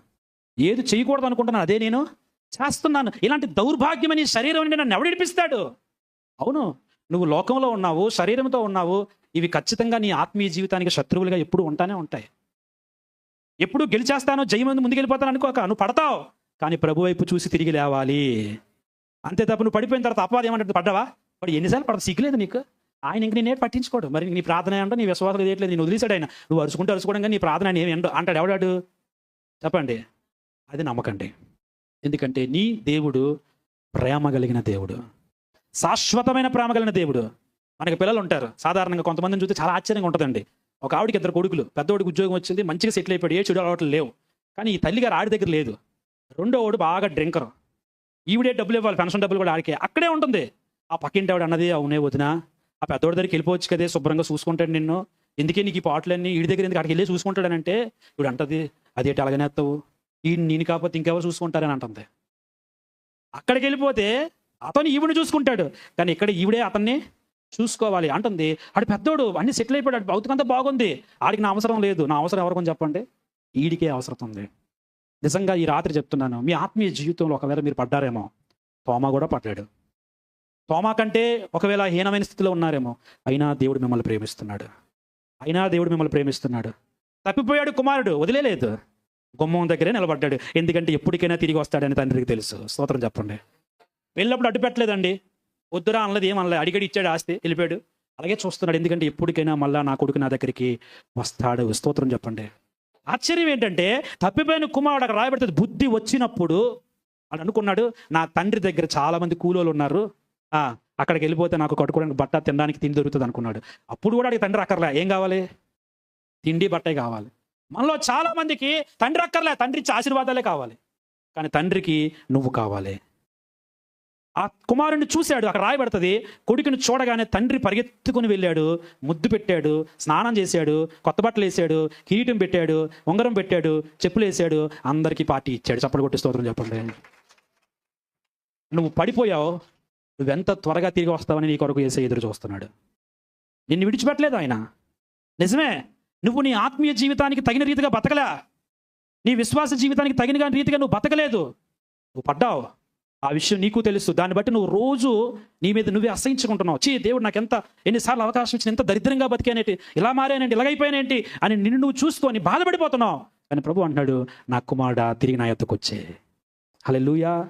తోమాకి తిరిగి అవకాశం ఇచ్చిన దేవుడే నీకు నాకు తిరిగి అవకాశం ఇవ్వడానికి సిద్ధంగా ఉన్నాడు. ఆయన ఆలస్యం చేయొద్దు. ఒకవేళ రాత్రి మీరు పడ్డారేమో, మీ ఆత్మీయ జీవితంలో వెనకబడ్డారేమో, దిగజారేమో, అయినా దేవుడు అంటున్నాడు, నేను క్షమిస్తాను, తిరిగి వచ్చేసే. హల్లెలూయా. అంతేగాని ఇంక పడిపోయాను కదా, ఇంకా ఇది నా బలహీనత, ఎక్కడే ఉండిపోతాను, ఇందులోనే బతుకుతాను, ఇందులోనే పొర్లుతానని పందిలాగా మాత్రం పొరలొద్దు. హల్లెలూయా. రండి 4వ మాట చూద్దాం. మొదటి మాట ఏం చెప్పాను? అపోస్తుడిగా ఉండడానికి ఏర్పరచబడిన, పిలువబడిన తోమ. రెండవది తెలియని విషయాలు తెలుసుకొని అడిగేటువంటి తోమ. మూడవది విశ్వాసంలో బలహీనుడైన తోమ యేసయ్య ప్రేమ పొందుకొని మరలా విశ్వాసిగా మారాడు. స్తోత్రం కలుగును గాక. ఇప్పుడు 4వ చూద్దాం. అదే 20వ అధ్యాయం 28వ వచనం, 20-28 చదువుతారు ఒకసారి. ఏముంది అక్కడ? నా ప్రభువా, నా దేవ అన్నాడు. స్తోత్రం చెప్పండి ఒకసారి అందరు కూడా. 2 హస్తాల పైకెత్తి ఇలా ఊపుతూ స్తోత్రం చెప్పండి. ఒకసారి చప్పలు కొడుతూ స్తోత్రం చెప్పండి అందరు కూడా. ఇప్పుడు ఆ పరిశుద్ధాత్మడికి నువ్వు లోబడుతున్నావా లేదా, అది నువ్వు చూసుకోవాలి. నీలో ఉన్నాడా లేదా కాదు, ఉన్నాడు. ఉన్న ఆ దేవుడు పని చేస్తున్నాడా లేదా, పని చేస్తున్న దేవునికి నువ్వు లోబడుతున్నావా లేదా. అందుకే పౌలు అన్నాడు, దేవుని ఆత్మ చేత ఎంతమంది నడిపింపబడుదురో వాళ్ళే దేవుని కుమారులు. నింపబడుదురో కాదు, నింపబడ్డారు అందరూ కూడా. కానీ ఇప్పుడు నింపబడిన ప్రతి వారు ఏమవ్వాలి? నడిపించబడాలి. హల్లెలూయా. ఇప్పుడు పెట్రోల్ నిండా కొట్టించాను, బండి కదలట్లే, ఏంటి అంటారు కారణం? పెట్రోల్ అయితే ఉంది, ట్యాంక్ నిండా ఫుల్ ట్యాంక్ చేయించాం, కానీ బండి కదలటం లేదు. కారణం ట్యాంకులో ఉన్న పెట్రోల్ ఇంజిన్లోకి రావట్లే, ఏదో అడ్డేసింది అక్కడ. ఈరోజు నీలో పరిశుద్ధాత్ముడు ఉన్నాడు, కానీ ఆయన ఆధ్వర్యంలో నువ్వు లేవు. ఆయన వాయిస్ మోగపోయింది. ఎందుకంటే నువ్వు అతన్ని మాట వినడం మానేసావు. నీ సొంత ఆలోచన, నీ శరీరం చెప్పే ఆలోచన, నీ బంధువులు చెప్పే ఆలోచన, నీ సమాజం చెప్పే ఆలోచనకు నువ్వు విధేయత చూపిస్తున్నావు. అందుకు పరిశుద్ధాత్ముడు సైలెంట్ అయిపోయాడు. ఆయన ఇంకెందుకు నేను చెప్పినా వీడు వినట్లేదని మౌనం అయిపోయాడు. కానీ రాత్రి నేను చెప్తున్నాను, నీలో ఉన్న పరిశుద్ధాత్మ దగ్గర క్షమాపణ కోరి, ప్రభువా మరలా నువ్వే నన్ను నడిపించు, నీ ఆధ్వర్యంలోకి వస్తాను, నీ ఆధీనంలోకి వస్తానని ఎవరైతే ఆయన పాదాల దగ్గర అప్పగించుకుంటారో, ఈ దినం మొదలు మిమ్మల్ని దేవుడు పరిశుద్ధాత్మతో నడిపిస్తాడు. హల్లెలూయా. ఇప్పుడు చెప్పండి, పరిశుద్ధాత్మతో నింపబడ్డం ముఖ్యమా, నడిపించబడ్డం ముఖ్యమా? చెప్పాలి గట్టిగా అందరూ. ఎప్పుడు రండి నాయన అనకండి, వచ్చేసాడు ఆయన. ఎక్కడున్నాడు ఆయన? నీలో ఉన్నాడు. అనొచ్చు ఆ మాట. ఎలాగనాలంటే, ప్రభు నాలో ఉన్నావు కదా, నాలో నుండి వచ్చి నన్ను నడిపించు. అంతేగాని ఎక్కడో వస్తాడేమో, పైనుండి వస్తాడేమో, వచ్చినప్పుడు గట్టి సపలు కొట్టాలేమో, మళ్ళీ ఏదో మాట్లాడాలేమో అనుకోకండి. ఆయన నీ నాలుకని ముడితే అన్ని భాషలు మాట్లాడే వరం ఇస్తే మాట్లాడండి, ఇవ్వకపోతే మౌనంగా దేవుని స్తుతించండి. అంతేగాని ప్రాక్టీస్ చేయకండి, ఎవరిని అనుకరించకండి. మీకు ఇచ్చాడా, మీ నాలుగుకి దేవుడు ఇచ్చాడా, మాట్లాడండి, స్వతంత్రంగా మాట్లాడండి, ఎవరు అడ్డు చెప్పరు. కానీ ఇవ్వకుండా మాత్రం అనుకరించి ఎవరో ఏదో అనుకుంటారేమో, నాకు రాలేదంటే బాగోదేమో అని చెప్పి నటించకండి. నీ యొక్క వాక్ శక్తి, నీ మాట తీరు మార్చేస్తాడు ఆయన. నువ్వు నోరిపితే సువార్తే వస్తుంది, బూతులు రావు. నువ్వు నోరిపితే దేవుని కొరకే మాట్లాడతావు, దీనంగలి మాట్లాడతావు, తగ్గించుకొని మాట్లాడతావు. ఎందుకంటే పరిశుద్ధాత్ముడు నీలో పనిచేయడం మొదలుపెట్టాడు కాబట్టి. హల్లెలూయా. సరే, ఎక్కువసేపు టైం అయిపోతుంది, వెళ్ళిపోదాం, కిందకి వెళ్ళిపోదాం. చూడండి 7వ మాటకు వచ్చేద్దాం. 7వ మాట మార్కు సువార్త 16వ అధ్యాయం 15వ వచనం. మార్కు సువార్త 16:15 ఏముంది? మనందరికీ తెలిసిన మాట అది. మీరు సర్వలోకమునికి వెళ్ళి సర్వ సృష్టికి చెప్పండి, సువార్త ప్రకటించండి. స్తోత్రం చెప్పండి. 7వ మాట, భారతదేశానికి వచ్చి సువార్త ప్రకటించిన తోమా. చప్పలు కొడతారు అందరూ కూడా ఒకసారి. హల్లెలూయా, హల్లెలూయా. ఓకే, నాకు ఇచ్చిన టైం అయిపోయింది. మీరు టైం ఇస్తే ఇంకో 15 నిమిషాల్లో ఆయన భారతదేశం వచ్చి ఏం చేశాడు చెప్తాను. బాబు వదిలే బాబు, కొంచెం రేపు ఉదయం మళ్ళీ చర్చికి రావాలనుకుంటే ఆపేద్దాం. అంటే ఇప్పుడు నేనేదో చెప్పాలని నా ఉద్దేశం కాదు, ఎందుకంటే వినే ఓపి మీకు ఉండాలి, లేకపోతే ఉపయోగం లేదు కదా. ఇప్పుడు చెప్పిన ఎంతవరకు నేర్చుకున్న సంగతులు సరిపోతాయి. భారతదేశానికి వచ్చి తోమా ఏం చేశాడో తెలుసుకోవాలనుకున్న వాళ్ళు చెయ్యొద్దండి ఒకసారి. ఓకే, తెలుసుకోవాలనుకునే వాళ్ళు ఎక్కువ మంది ఉన్నారు కానీ చెప్తాను, కొంతమంది ఉన్నారు తక్కువ మంది, బాధపడకండి, నన్ను భరించండి. వినండి ప్రియులారా, అసలు భారతదేశం తోమా ఎలా వచ్చాడు, ఎప్పుడు వచ్చాడు అనే విషయాలు కొన్ని మీరు వినుంటారు, కానీ నేను నేర్చుకుని చెప్తాను వినండి. అపోస్తులు అందరూ పరిశుద్ధాత్మ అనుభవంలోకి వచ్చేసిన తర్వాత కూర్చొని చీటీలు వేసుకున్నారంట, ఎవరెవరు ఎక్కడికి వెళ్ళాలి. ఎందుకంటే సర్వలోకానికి వెళ్ళి సువార్త ప్రకటించమన్నాడు కదా. ఎవరెవరు ఎక్కడికి వెళ్ళాలని చెప్పేసి శిష్యులందరూ చీటీలు వేసుకుంటే మన భారతదేశం పేరు తోమాకు వచ్చింది. ఎవరికి వచ్చింది? తోమాకు వచ్చింది. తోమాకు రాగానే అయ్యగారు అన్నారట, అదేంటి బాబు, నేను అసలు అనారోగ్యంతో ఉంటాను, నేను గట్టి అంత దూరం వెళ్ళలేము, అసలు ఆ భాష మనకు రాదు, మన గ్రీక్ భాష తప్ప ఇంకో భాష రాదు, నేను గట్టి వెళ్ళాను అన్నాడంటే తోమా. అప్పుడు పేతురేమో, అలాగంటే ఎలాగవుతుందయ్యా, మనం ముందే అందరూ అనుకున్నాం కదా, ఎవరికి ఏ పేరు వస్తే ఆ పేరు పెట్టుకుని వెళ్ళిపోవాలని చెప్పేసి, ఏం పర్లేదు, ధైర్యంగా ప్రార్థన చేసుకొని సిద్ధంగా ఉండు, దేవుడు తీసుకెళ్తాడులే అని చెప్పేసి పేతురు కొంచెం బలపరిచి. ఇదంతా చరిత్ర, బైబిల్లో లేదు, ఎక్కడుందని నడక్కండి, ఎక్కడుంది చెప్పండి, ఇదంతా చరిత్రలో ఉన్న మాటలు. చరిత్ర అనేటప్పటికీ కొంత వాస్తవం ఉండొచ్చు, కొంత అవాస్తవం ఉండొచ్చు, కానీ వాస్తవం అనడానికి ఎక్కువ ఆధారాలు ఉన్నాయి. అవాస్తవం అనేదానికంటే వాస్తవం అనేదానికి ఎక్కువ ఆధారాలు ఉన్నాయి. నేను అలాగే ఒకరు చెప్తా ఉంటే అన్నాడు, నిజమే అంటారా అన్నాడు. అప్పుడు నేను అన్నాను, మరి గాంధీ గారు మన స్వాతంత్రం తెచ్చారు, నిజమే అంటావా అన్నాను నేను. చూసామా మనం ఏమైనా? చెప్పంటారా? చూడలే, నమ్ముతున్నావా లేదా? మరి 10 రూపాయల బొమ్మ దాని ఫోటో చూసుకుంటున్నావా లేదా? మరి అలాగే తోమా గారి గురించి చెప్పినప్పుడు నువ్వు అలాగ అడుగుతావు ఏంటి అన్నాను మామూలుగా. కాబట్టి ఇప్పుడు భారతదేశం యొక్క పేరు వచ్చిన తర్వాత సరే అని ఇంకా తోమ ప్రార్థన చేసి, ప్రభువా నాకు భారతదేశం పేరు ఇచ్చావు, అక్కడికి వెళ్ళమన్నావు, ఎలా వెళ్ళాలి, నాకు ఏం తెలియట్లేదు, నాకు గ్రీక్ భాష తప్ప ఏమీ రాదని ప్రార్థన చేస్తా ఉన్నాడు. సాధారణంగా మనకి చరిత్ర ప్రకారం 52లో మన దేశానికి తోమా వచ్చినట్లుగా ఆధారం. కానీ 52కి ముందే 49లో ఇప్పుడు ఆఫ్ఘనిస్తాన్ వేరే దేశం అయింది. అప్పుడు ఆఫ్ఘనిస్తాన్, పాకిస్తాన్ ఇవన్నీ కలిసి ఉండేవి, మన దేశంలో ఉండేవి. సో ఈ బార్డర్ అంటే ఆఫ్ఘనిస్తాన్కి మనకి మధ్యలో ఉండే ఒక బార్డర్, అక్కడ ఒక రాజు పరిపాలించే, అతని పేరు గొండోఫరస్. ఏం పేరమ్మా? గొండోఫరస్. ఆయన ఒక రాజు. ఈ రాజుకి ఒక కోరిక కలిగింది. ఏంటి ఆ కోరిక అంటే, నేను ఒక భవనం కట్టాలి, ఆ భవనం ఎక్కడా ఉండకూడదు, అలాంటి భవనం కట్టాలి, ఎప్పుడు పడిపోకూడదు, అలాంటి భవనం కట్టాలి, చాలా అందమైన భవనం కట్టాలి, కనుక ఆ భవనం కట్టడానికి ఒక వ్యక్తి కావాలి అని చెప్పి వెతకడం మొదలుపెట్టాడు. ఆ వెతికే పని తన దగ్గర ఉన్న ఒక వ్యక్తికి అప్పచెప్తే, అప్పట్లో ఇప్పుడు 287 దేశాలు ఉన్నాయి, అప్పుడు ఇన్ని దేశాలు లేవు, అప్పుడు కేవలం 95-90 దేశాలు మాత్రమే మన ప్రపంచం అంతా కూడా.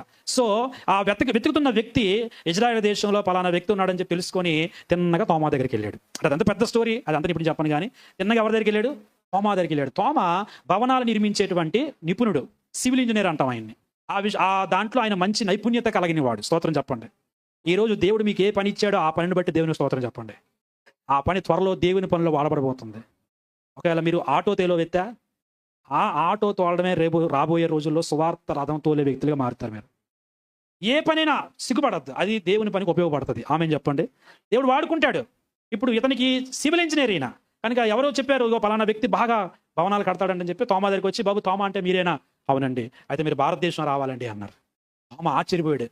ప్రభువా, తోమా ఎలాగే, నేను భారతదేశం ఎలా వెళ్ళాలని ఆలోచిస్తా ఉంటే తిన్నగా నా దగ్గరికే వచ్చి భారతదేశం రమ్మంటున్నారని చెప్పి వెంటనే బ్యాగ్ సర్దుకొని భారతదేశం వచ్చాడు. వచ్చిన తర్వాత రాజుగారు అడిగారు, ఏమయ్యా మంచి భవనం, ఎవరు కట్టలేని భవనం, అందమైన భవనం, ఎక్కడ పడిపోయిన భవనం కట్టగలవా అంటే, ఓ ఎస్ కడతానండి అన్నాడు. కానీ ఇక్కడ కట్టను, కొంచెం ఊరికి దూరంగా కడతాను, సముద్రం పక్కన కడతాను, మీరు అప్పుడే రాకూడదు చూడడానికి, చాలా డబ్బు ఖర్చు అవుతుంది అంటే, ఎంత డబ్బు అయినా పర్లేదు మంచిగా కట్టు అని చెప్పి డబ్బులు ఇవ్వడం మొదలుపెట్టాడు. తీసుకుని డబ్బులను తీసుకెళ్లి పేదవాళ్ళు పనిచేస్తా ఉండేవాడు. డబ్బులు తీసుకెళ్ళడం, పేదవాళ్ళు పనిచేయడం, డబ్బులు తీసుకోవడం, పేదవాళ్ళు పనిచేయడం. కొండలు పోయాక రాజుగారికి, అవునయ్యా ఆ తోమా అన్నోడు ఎంతవరకు పని చేశాడు, ఏం చేశాడు, డబ్బులు పట్టుకెళ్ళిపోతాడు, కానీ ఎంతవరకు వచ్చింది పని, ఒకసారి చూద్దాం పదండి అని తోమాని కబురు పెట్టారు. ఏమయ్యా పని అయ్యిందంట? అయ్యింది రాజుగారు, చూడాలనుకుంటున్నాను బిల్డింగ్, రండి రాజుగారు. తీసుకెళ్ళాడు సముద్రం దగ్గరికి. అక్కడ ఏ భవనం లేదు. ఇదయ్యా భవనం ఏది, ఎక్కడ కట్టావనంటే, రాజా ఇక్కడ కడితే భూకంపం వచ్చి కూలిపోద్దని, సునామీ వచ్చి కొట్టుకెళ్ళిపోద్దని అక్కడ కట్టానండి అన్నాడు. ఎక్కడ? పరలోకంలో కట్టాను అనగానే రాజుగారికి పిచ్చి కోపం వచ్చింది. ఎలా కనిపిస్తున్నాడయ్యా, నా డబ్బులని పడిపోయి అక్కడ కట్టాను అంటున్నావు, గాలిలో కట్టాను అంటున్నావు, పరలోకం అంటున్నావు, పిచ్చి మాట్లాడుతున్నావు, జైల్లో పెట్టేశాడు. జైల్లో కొద్ది రోజులు హింసలు పొందాడు. ఈ లోపల ఆ రాజుగారి యొక్క తమ్ముడు చనిపోయాడు. తమ్ముడు చనిపోతే ఎవరో చెప్పారు, అయ్యా మీరు జైల్లో పెట్టారు కదా తోమా, దేవుని శక్తి కలిగినోడు, అతడు ప్రార్థన ఏదో చేస్తాడట, చచ్చిపోయినాడు కూడా బతికించేస్తాడట అతను, అప్పుడప్పుడు అతను చెప్తే విన్నాం మేము అని చెప్పేసి ఎవరో చెప్తే అతను రప్పించండి అన్నాడు. తోమా వచ్చాడు. ఏమయ్యా నువ్వు చచ్చిపోయిన లేపేస్తావంట అంటే, నేను కాదండి నా ప్రభువు లేపుతాడండి అన్న. అయితే మరి నా తమ్ముడు చనిపోయాడు లేపుతావంటే, మరి అతను లేకపోతే మీరేం చేస్తారండి అన్నాడు. అతను నిజంగా తిరిగి లేస్తే నేను అతను నమ్ముతాను అన్నాడు. తోమా ప్రార్థన చేయగా చనిపోయిన ఆ వ్యక్తి తిరిగి లేపబడ్డాడు. మన భారతదేశంలో మొట్టమొదటిగా చరిత్ర ఆధారంగా బాప్తిజం పొందింది ఎవరంటే రాజులు. స్తోత్రం చెప్పండి. ఎవరమ్మా? తక్కువ కులాలు కాదు, ఎక్కువ కులాలు కాదు, చెప్పండి ఎవరు? దేశాన్ని ఏలే రాజులు మొట్టమొదటిగా బాప్తిజం పొందారు. ఆ చనిపోయినోడు తిరిగి లేచి అంటాడు తెలుసా, అనియా ఎంత మంచి ప్యాలెస్ కట్టావని అన్నాడు అంటాడు. ఆ మాట అనగానే ఏంట్రా అంటున్నాడు, అవునయ్యా మంచి ప్యాలెస్ నీ పేరు మీద చూశానయ్యా అన్నాడు. అనగానే రాజుగారి నేత్రాలు తెరవబడి ఆయన ప్రభునందు విశ్వాసం ఉంచాడు. హల్లెలూయా. ఆ తర్వాత అక్కడ పరిచర్య వేరే వాళ్ళకి అప్పచెప్పాడు. మరలా ఆయన వెనక్కి వెళ్లాల్సి వచ్చింది. ఆ తర్వాత దేవుని చిత్తాన్ని బట్టి క్రీస్తు శకం 52వ సంవత్సరంలో కేరళ రాష్ట్రంలో మల్బార్ అనే ప్రాంతానికి యూదులకు సువార్త చెప్పడానికి మన దేశానికి వచ్చాడు మరలా తోమా. ఎందుకంటే యూదులు ప్రపంచవ్యాప్తంగా చెదిరిపోయారు. ఆ చెదిరిపోయిన కొంతమంది యూదులు ఇప్పటికీ కేరళలో ఉన్నారు, మన ఆంధ్రాలో గుంటూరులో కూడా ఉన్నారు యూదులు. సో వాళ్ళ కొరకు వచ్చాడు. అనుకున్నాడు యూదులు ఏ భాష మాట్లాడతారు ఏటో, నాకు గ్రీక్ తప్ప ఇంకేమి రాదు, వాళ్ళకి ఎలా సువార్త చెప్పాలి ఏమనుకున్నాడు. తీరా కేరళ వచ్చి చూస్తే యూదులందరూ గ్రీక్ భాషే మాట్లాడుతున్నారంట. హల్లెలూయా. వాళ్ళకి సువార్త చెప్పాడు, వాళ్ళు కొంతమందిని ప్రభువులోకి నడిపించాడు. ఇప్పుడు వీధుల్లోకి వెళ్ళగా మీ అందరికీ తెలిసిన విషయమే, కొంతమంది బ్రాహ్మణ్స్ సంధ్యావనం చేస్తూ కనిపించారు. నీళ్లు పైకి ఇసురుతో దండం పెడుతున్నారు. ఏం చేస్తున్నారు మీరు అని అడిగాడు. మేము మా దేవునికి నైవేద్యం పెడుతున్నాం అన్నారు. మరి మీ దేవుడు నైవేద్యం తీసుకోవట్లేదు అన్నాడు ఈయన. తీసుకుంటే లేకపోతే లేదు, నీ దేవుడు అడగడానికి అన్నాడు. అలా కాదు, నేను నమ్మిన దేవుడు తీసుకుంటాడని అన్నాడు. అయితే నీ దేవుడిని తీసుకోమని చెప్పి మేము ఆ దేవుడిని నమ్ముతామని వీళ్ళందరూ అన్నారు. వెంటనే తోమా ఆ నీళ్లు పైకి ఇసిరి యేసుక్రీస్తు నామములో ఆగు అనగానే ఆ నీరు అలా ఆగిపోయాయి. వెంటనే బ్రాహ్మణ్స్ అందరూ ఆ రోజు యేసు ప్రభుని నమ్ముకున్నారు.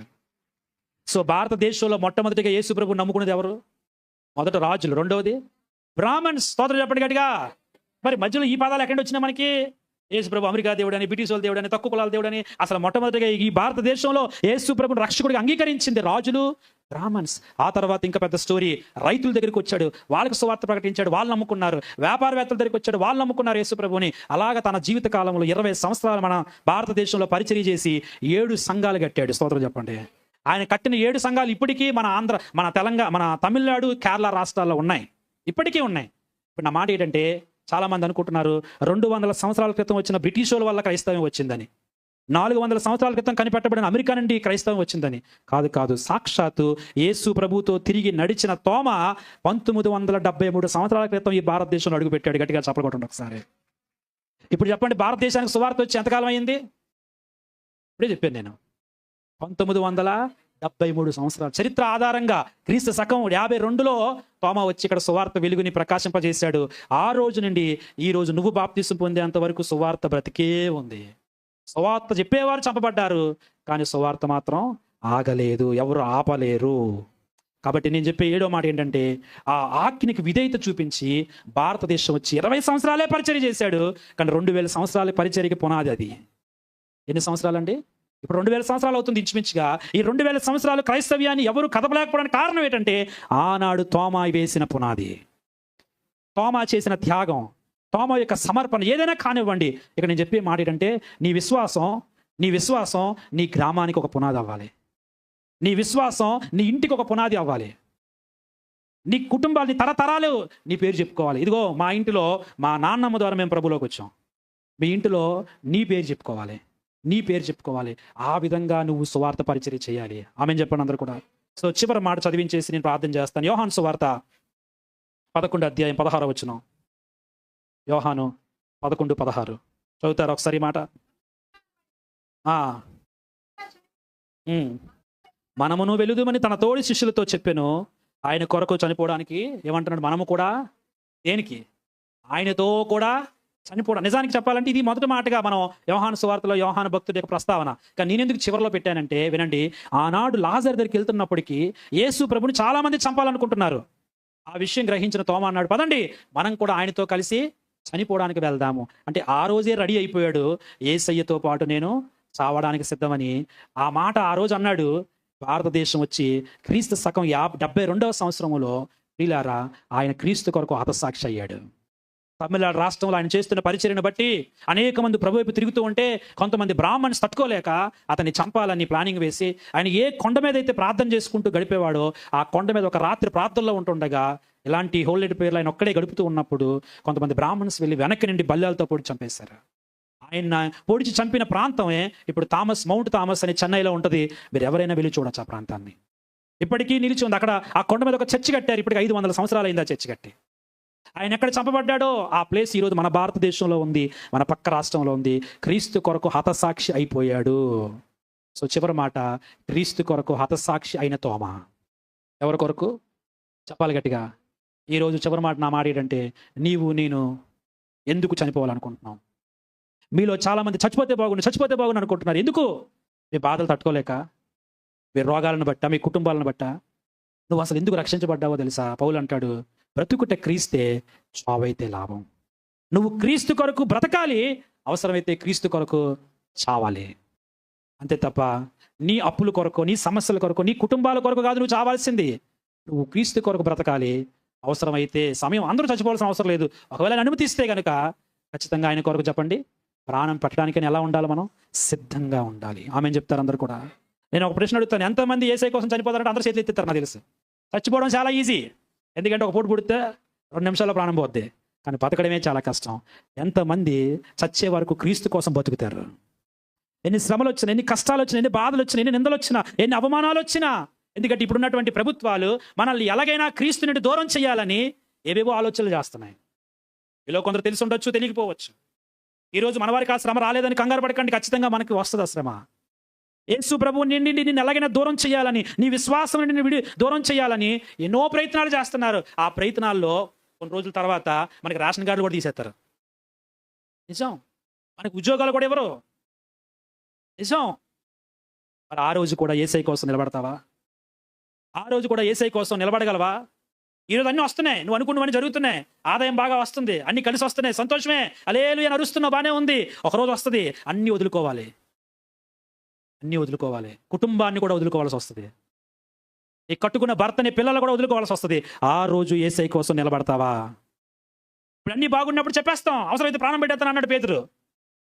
అన్నారా లేదా? అలాగే అన్నాడు పేతురు, ప్రాణం పెట్టొద్దు, నేను సిలువను మోసేటప్పుడు నా పక్కన ఉంటే చాలు. ఉన్నాడా? ఏమన్నాడు? ఆయన ఎవరో నాకు తెలీదు. ప్రియులారా, నేను చివరిగా చెప్తున్నాను, యేసయ్య త్వరగా వస్తున్నాడు.